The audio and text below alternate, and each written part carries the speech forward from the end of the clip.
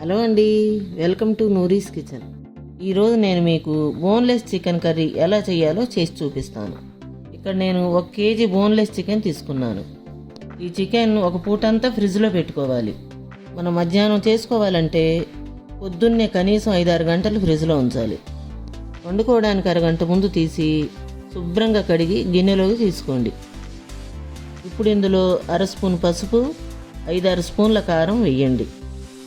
ఇందులో కారం ఎక్కువగా పడుతుంది. ఇప్పుడు తగినంత ఉప్పు, అలాగే 2 స్పూన్ల అల్లం వెల్లుల్లి పేస్టు, 2 స్పూన్ల పెరుగు వేసుకోండి. ఇప్పుడు ఈ విధంగా మొత్తం బాగా కలిపి పక్కన పెట్టుకోండి.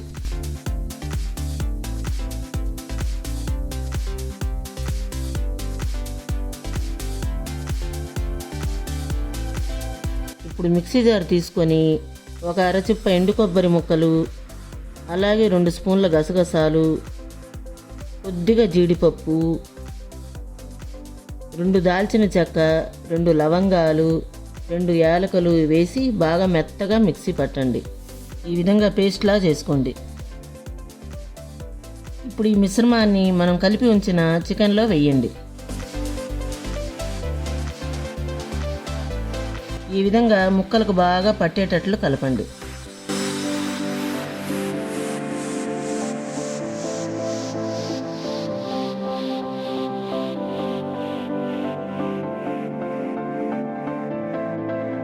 స్టవ్ మీద గిన్నె పెట్టి ఇందులో 2 గరిటెలు శనగ నూనె వేయండి. నూనె కాగిన తర్వాత 2 లవంగాలు, 2 దాల్చిన చెక్క ముక్కలు వేయండి. అలాగే 2 పచ్చిమిర్చి, 2 ఉల్లిపాయలు తరిగి ఈ నూనెలో వేయండి. ఇలా ఎర్రగా వేయించండి. స్టవ్ మీడియంలో పెట్టి ఇప్పుడు కలిపి ఉంచిన చికెన్ మిశ్రమాన్ని వేయండి.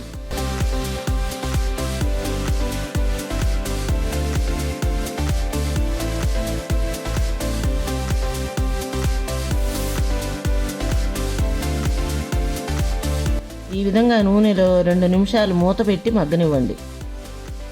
2 నిమిషాల తర్వాత ఒకసారి మూత తీసి ముక్క పాడవకుండా జాగ్రత్తగా కలిపి 2 గ్లాసులు నీరు పోయండి.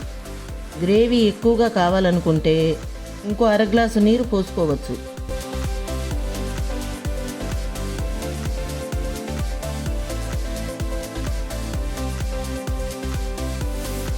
ఇప్పుడు ఇందులో 1 స్పూన్ ధనియాల పొడి, 1 స్పూన్ చికెన్ మసాలా పౌడర్ వేసి కలిపి మూత పెట్టండి.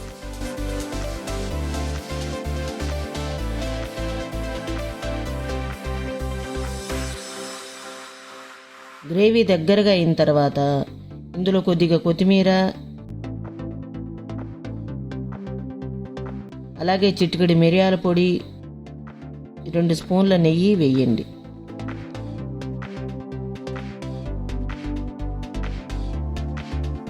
ఒకసారి కలిపి మూత పెట్టండి.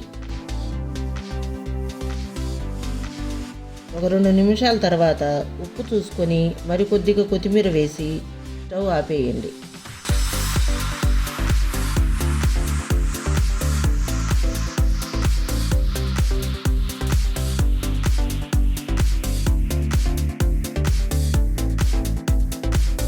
అంతే, బోన్లెస్ చికెన్ కర్రీ రెడీ. ఈ కర్రీ చపాతీ, పుల్కా, బగారా రైస్లో చాలా బాగుంటుంది. ఈ రెసిపీని మీరు కూడా ట్రై చేసి ఎలా వచ్చిందో కామెంట్ సెక్షన్లో తప్పకుండా చెప్పండి. ఈ వీడియో మీకు నచ్చినట్లయితే లైక్ చేయండి, షేర్ చేయండి, సబ్స్క్రైబ్ చేయండి. నేను ఇంతకుముందు చేసిన రవ్వ లడ్డు, ఎండు చేపల కర్రీ కూడా చూడండి.